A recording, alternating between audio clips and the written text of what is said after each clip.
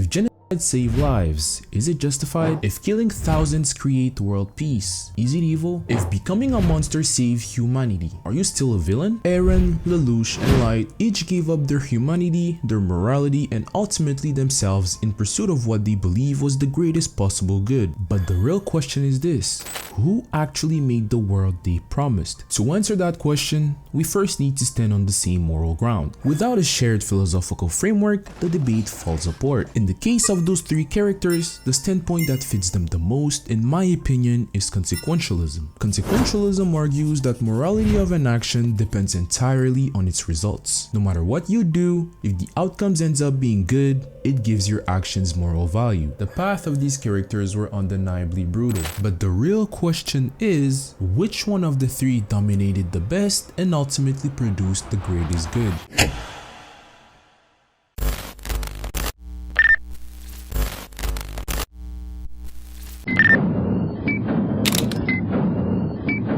To understand Eren, we first have to understand the world that he was born into. From childhood, Eren was obsessed with the idea of freedom. He grew up behind massive walls, was told that humanity was nearly extinct, and was also told that Titans were the only threat. Eventually, he discovered the truth. An entire world existed beyond walls, and that world viewed his people, the Eldians of Paradise, as devils who deserved extermination. Once he knew, his definition of freedom changed. It was no longer about exploring the outside world, it became about survival. The global powers, particularly Marley, feared the potential of the founding Titan and the destructive capability of the Rumbling, which is a catastrophic event in which countless colossal Titans hidden within the walls would be unleashed to trample the earth. To the outside world, Eldians were not individuals. They were weapons capable of global destruction. That fear turned into hatred, and that hatred turned into policy. The eradication of Paradise was not hypothetical.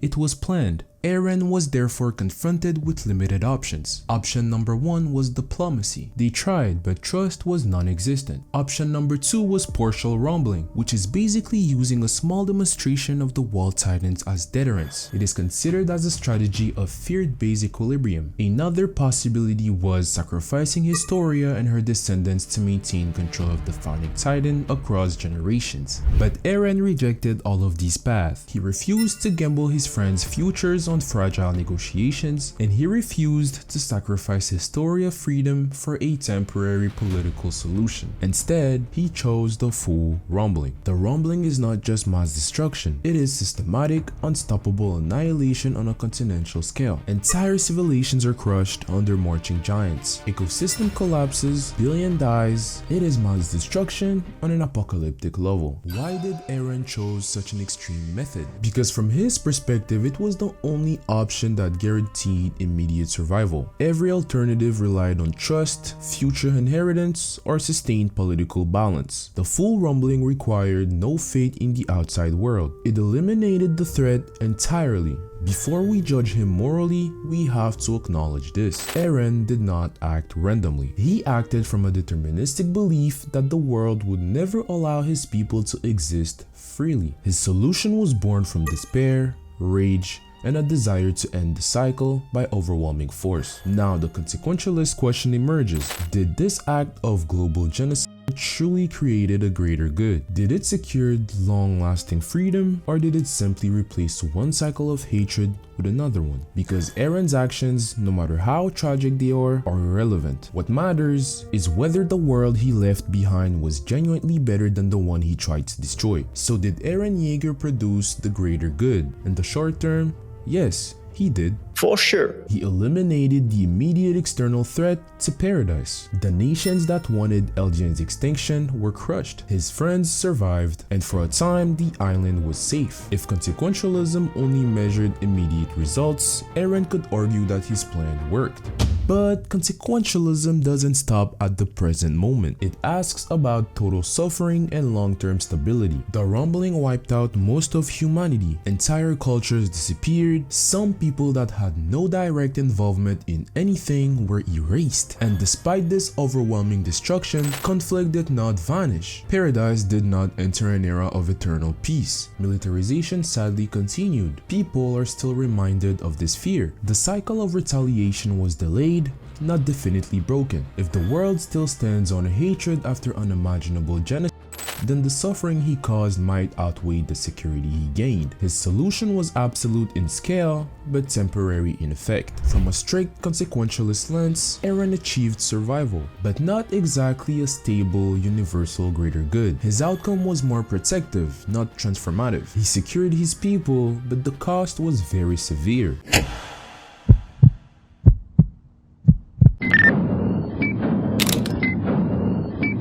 Lelouch was not fighting for survival in the same immediate sense. He was born a prince of the Holy Britannian Empire. After witnessing his mother's assassination and his sister's paralysis, Lelouch developed a hatred not just for Britannia's leadership, but for the entire imperial system built on oppression, hierarchy, and dehumanization. His initial goal was very personal: destroy Britannia and create a safe, peaceful world for Nunnally. But over time, that goal expanded. He didn't just want revenge, he wanted to dismantle the global structure of domination. After seizing the throne of Britannia, Lelouch intentionally made himself the most hated tyrant on earth. He centralized power, crushed every single opposition publicly, and positioned himself as a singular global villain. Then he orchestrated the Zero Requiem. What exactly is Zero Requiem? A plan in which he would be assassinated publicly by Suzaku, turning his own death into a symbolic unifying event. It's a political sacrifice designed to absorb global hatred into one individual. Did his plan logically lead to his goal? Yes, it actually did. The hatred that once divided nations became concentrated onto him. When he died, the symbol of oppression died with him. From an outcome-based moral perspective, the question is not whether Lelouch caused harm, because he absolutely did. The question should be, did the total suffering he produced was less than the suffering he prevented? A prolonged war between superpowers meant millions of deaths across decades. Lelouch compressed that potential future into a short, concentrated period of tyranny. His reign was brutal, but temporary. It was already engineered to collapse. Instead of permitting war to fragment the world indefinitely, he created a single point of conflict and then he decided to eliminate it. He basically traded the long-term chaos for a short-term, which is technically very good. The Zero Requiem was not about avoiding pain. It was about controlling its scale and duration. And to me, that's the core difference between Lelouch and Eren. Eren escalated violence to ensure survival, and Lelouch restricted violence to engineer reconciliation. Whether we morally accept that trait is another matter entirely. But strictly under consequentialism, if we measure the outcome by total suffering reduced, Lelouch's strategy appears more calculated toward minimization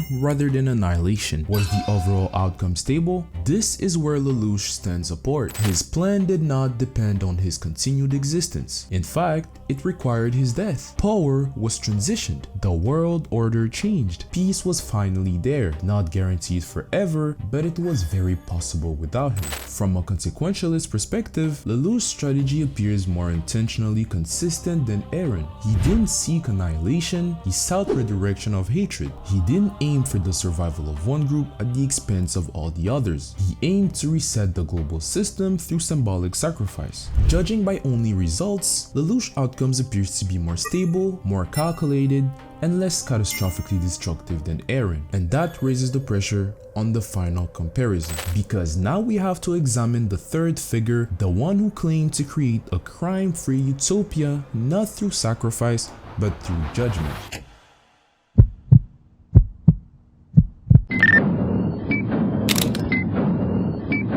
Light did not grow up oppressed, he was not fighting for his people's survival, and he was not dismantling an empire. He was a gifted student who found the Death Note, a supernatural notebook that allows its user to kill anyone whose name and face they know. At first, his objective seemed almost idealistic: eliminate criminals and create a world free of crime, a world purified of evil, a world where innocent people could live without fear. Unlike Eren and Lelouch, Light's war was not against nations, it was against morality itself. He positioned himself as judge, jury, and executioner. What exactly were his options? He could have used the Death Note selectively as deterrence. He could have targeted only the worst of the worst criminals. He could have remained anonymous without seeking any kind of control. But instead, he started to kill not only violent criminals, but also investigators, law enforcement, and anyone who threatened his authority. His vision evolved from removing evil to ruling the world as its god. Fear became his primary instrument of peace. With every actions that he decided to take and every results that came from these actions, can we possibly apply consequentialism on it? First question that we have to ask ourselves is, did his plan logically lead to his goal? In short term, yes it did. Crime rates dropped significantly, war decreased, the world became way more cautious, and fear of Kira created behavioral change, which technically sounds perfect, but the problem with this is that this system depends entirely on one single variable: Light's continued existence and control. The moment that he died, the deterrence became temporary. It was bound to disappear. His peace was not structural, it was heavily psychological. It relied on surveillance and execution, not reform or reconciliation. Did it minimize total suffering? This is a very complicated question. While crime decreased, Light operated without due process, without error correction, and without moral restraint. Innocent people died. His standard for justice expanded over time, and the global peace he created was rooted in terror, not trust. Was the outcome stable? No. The system collapsed with him. His new world had no succession plan, no institutional transformation, and no sustainable structure. It was a dictatorship sustained by supernatural power. Under strict consequentialism, Light fails the long-term test. His results were immediate but fragile. Once removed, the world would be reverted. Now let's take a step back and calculate the three. Under strict consequentialism, outcome does not matter, only outcomes do. Eren achieved survival, but at the cost of global devastation and without breaking the cycle of hatred. Light reduced crime, but only built a world dependent on fear and continued existence. Lelouch did something different. He concentrated hatred, he controlled the narrative, and he removed himself from the equation. Lelouch did not only seek victory, he engineered succession, which Light didn't do, and he engineered the future that did not require him. He became the villain that the world needed, and then he let the world kill him. If we are only measuring strictly by outcome and by minimizing total suffering and maximizing long-term stability, then Lelouch executed consequentialism with the greatest internal consistency. Not because he was the purest, not because he was the most moral, but because his plan accounted for the world after him. And under consequentialism, that difference matters.